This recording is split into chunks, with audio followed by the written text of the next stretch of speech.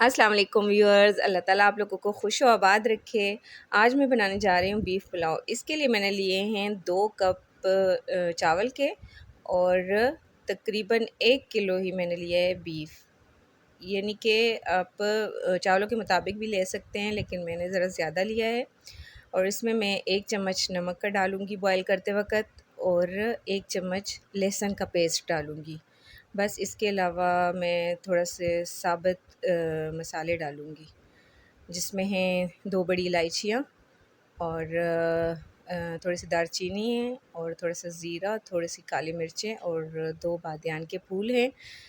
तो ये इसमें डाल के कुकर को मैं बंद कर दूँगी तकरीबन 25 मिनट के लिए, यानी 20 से 25 मिनट के लिए, क्योंकि बीफ गलने में थोड़ा टाइम लगता है। तो ये अब कुकर का ढक्कन मैं बंद कर दूँ और हाई फ्लेम है इसकी बिल्कुल, और इसको मैं 25 मिनट दूँगी। ये हैं 3 मीडियम साइज़ के टमाटर, और ये 3 मीडियम साइज़ के प्याज हैं, और 2 चम्मच अदरक लहसुन का पेस्ट, थोड़ी सी सब्ज़ मिर्चें और 1 कनौर चिकन क्यूब।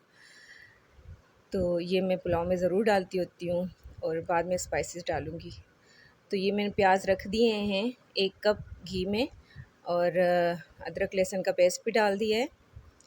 तो ये गोल्डन ब्राउन करने के बाद इसमें अदरक लहसुन का पेस्ट डालना है, और उसके बाद तमाम मसाले वग़ैरह। तो 1 चम्मच जो है मैंने नमक का डाल दिया है, थोड़ा सा और डाल लिया था।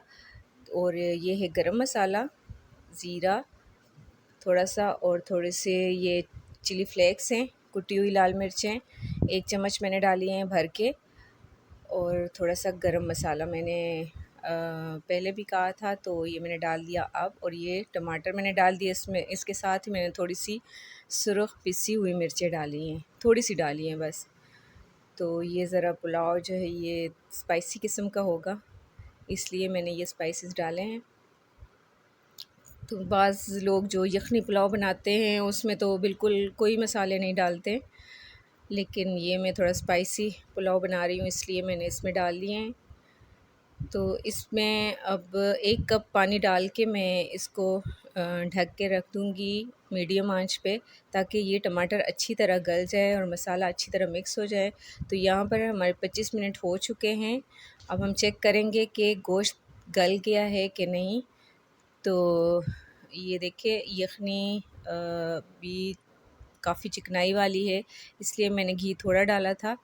ये अब गोश्त चेक करूँगी मैं।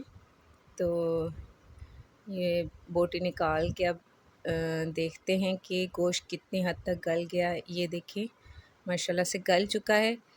तो अब जब मसाला हम देखेंगे कि वो टमाटर गल गए अच्छी तरह, तो इसमें हम ये गोश्त फ्राई करेंगे।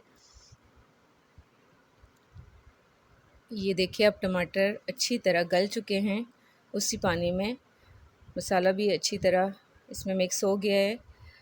तो इसमें अब हम गोश्त डालेंगे। ये देखिए इसी तरह से आपने चम्मच के साथ निकाल के तो पहले गोश्त को भूनना है, और इसके बाद आपने यखनी डालनी है। गोश्त को अच्छी तरह भूनने के बाद अब इसमें हम पानी डालेंगे। तो ये देखिए गोश्त अच्छी तरह भुना जा चुका है, इसमें मैंने पानी डाल दिया है। पानी तकरीबन 4 कप होना चाहिए। अगर यखनी आपकी थोड़ी मकदार में हो चुकी है तो पानी और ऐड कर लें, क्योंकि 2 कप चावल थे। अब इसको हम पानी खुश्क होने तक ढाँप देंगे। सॉरी, पानी खुश्क होने तक नहीं, बल्कि पानी में उबाल आने तक हम इसको ढाँप देंगे, और इसके बाद इसमें चावल डालेंगे।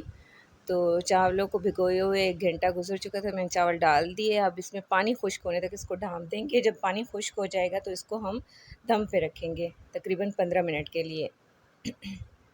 15 मिनट के बाद हम देखेंगे दम खोल के। ये मैंने सब्ज़ मिर्चें भी एंड पे डाली थी। 15 मिनट के बाद हम देखेंगे चावल। तो माशाल्लाह ये देखें हमारा बीफ पुलाव मोस्टली बिल्कुल रेडी है, और ये बहुत मज़े का लग रहा है। और आप यकीन करिए खाने में भी बहुत ही टेस्टी होता है। ये देखिए चावल का दाना, ये माशाल्लाह से अच्छी तरह से चावल हमारे गल चुके हैं। तो प्लीज़ व्यूअर्स मुझे अपनी दुआओं में याद रखिएगा, मेरे चैनल को सब्सक्राइब कीजिएगा, मेरे वीडियो को लाइक और शेयर ज़रूर कीजिएगा। अल्लाह